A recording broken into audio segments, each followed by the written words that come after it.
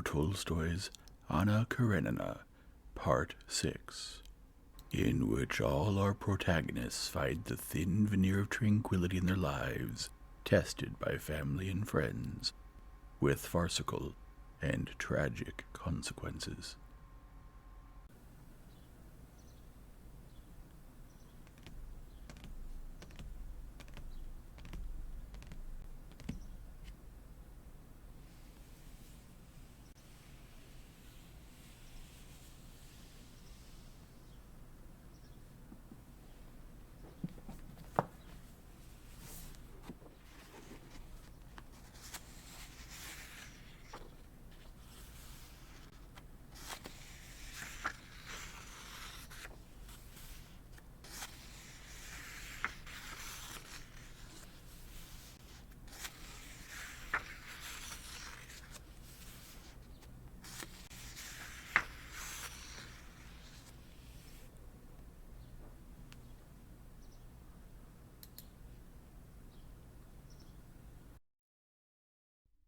Chapter 9.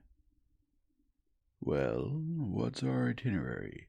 Tell us all about it," said Stepan Arkadyevich. "The plan is the following. Right now we're going as far as Gvozdovo. In Gvozdovo, there's a marsh with great snipe on the near side, and beyond Gvozdovo, there are wonderful snipe marshes with occasional great snipe. It's hot now, but we'll arrive toward evening. It's 12 miles, and do the evening field. We'll spend the night, and tomorrow we'll go to the big marsh." "And there's nothing on the way?" "There is, but that would delay us, and it's hot. There are 2 nice spots, though. It's not likely there'll be anything." Levin himself would have liked to stop at those spots, but they were close to home. He could do them any time, and they were small. 3 men would have no room to shoot. And so it was with some duplicity that he said it was not likely there would be anything. Coming to the small marsh he was going to pass by, but the experienced hunter's eye of Stepan Arkadyevich at once spotted rushes that were visible from the road. "Won't we try there?" he said, pointing to the marsh. "Levin, please, how splendid!" Vasenka Veslovsky started begging, and Levin had to consent. No sooner had they stopped than the dogs, vying with each other, were already racing for the marsh. "Gronk! Laska!" The dogs came back. "It's too small for 3. I'll stay here," said Levin, hoping they would find nothing but the lapwings that had been stirred up by the dogs, and, swaying as they flew, wept plaintively over the marsh. "No, come on, Levin, let's go together," called Vasenka. "It's really too small. Here, Laska, here. You don't need 2 dogs, do you?" Levin stayed by the wagonette and watched the hunters with envy. They went all around the marsh, except for a water hen and some lapwings, one of which Vasenka bagged. There was nothing there. "So you see, it wasn't that I grudged you this march," said Levin. "It was just a loss of time." "No, it was fun all the same. Did you see?" said Vasenka Veslovsky, awkwardly getting up with the cart with his gun and the lapwing in his hands. "I bagged this one nicely. Isn't it true? Well, how soon will we get to the real place?" Suddenly the horses gave a start. Levin hit his head against the barrel of somebody's gun, and a shot rang out. So it seemed to Levin, but in fact the shot came first. The thing was that Vasenka Veslovsky, while uncocking the hammers, had his finger on one trigger as he eased off the other. The shot struck the ground, doing no one any harm. Stepan Arkadyevich shook his head and laughed reproachably at Veslovsky, but Levin did not have the heart to reprimand him. First, any reproach would seem to be caused by the danger he had escaped, and the bump swelling on his forehead, and second, Veslovsky began by being so naively upset, and then laughed so good-naturedly and enthusiastically at the general commotion, that it was impossible not to laugh with him. When they drove up to the second marsh, which was quite big and was bound to take a long time, Levin tried to persuade them not to go in, but Veslovsky again insisted. Again, since the marsh was narrow, Levin, as a hospitable host, stayed by the carriages. Krok made straight for the hummocks. Vasenka Veslovsky was the first to run after the dog, and before Stepan Arkadych had time to get close, a great snipe had already flown up. Veslovsky missed, and the snipe landed in an unmowed meadow. This snipe was left to Veslovsky. Krok found it again, pointed. Veslovsky shot it and went back to the carriages. "Now you go, and I'll stay with the horses," he said. Hunter's envy was beginning to take hold of Levin. He handed the reins to Veslovsky and went into the marsh. Laska, who had long been squealing pitifully and complaining at the injustice, rushed ahead, straight to some trusty hummocks familiar to Levin, where Krok had not yet gone. "Why don't you stop her?" cried Stepan Arkadych. "She won't scare them," replied Levin, delighted with the dog and hurrying after her. Laska's search became more serious the closer she came to the familiar hummocks. A small marsh bird distracted her only for an instant.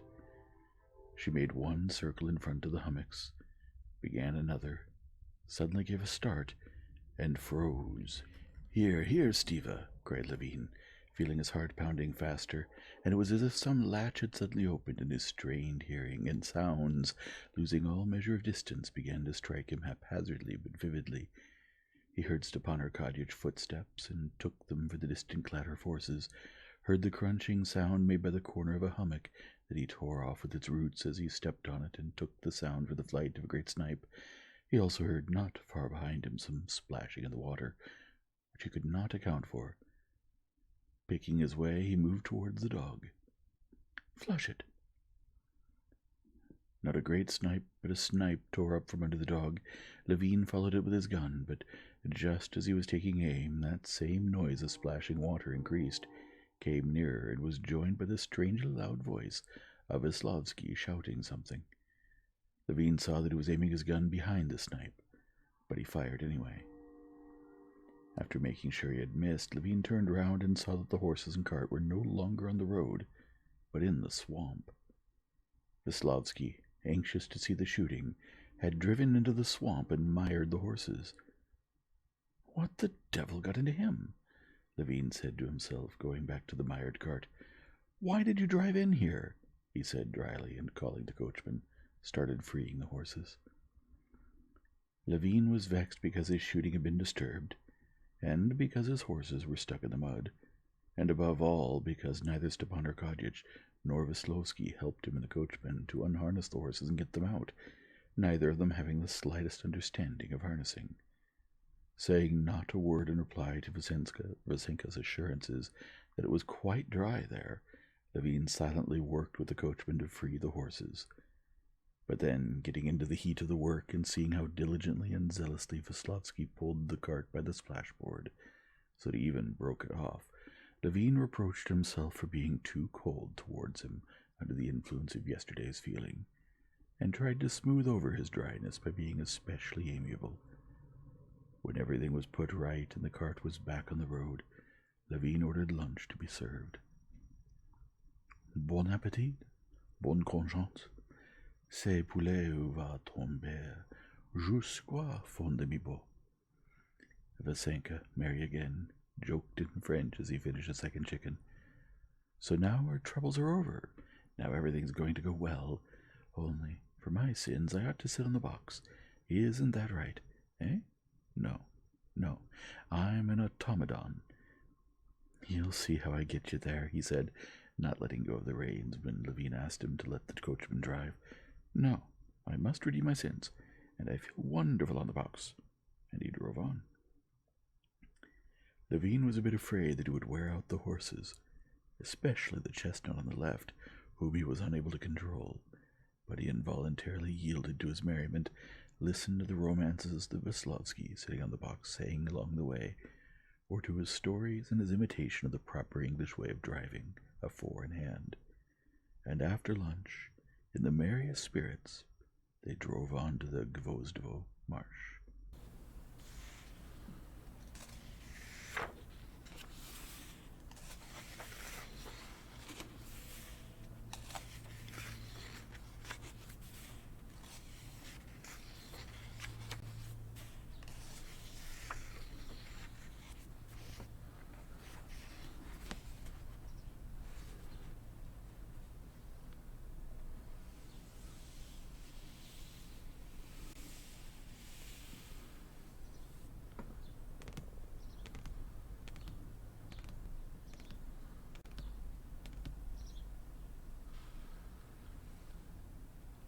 If you enjoy this format, please leave a like and subscribe and return tomorrow for the next chapter.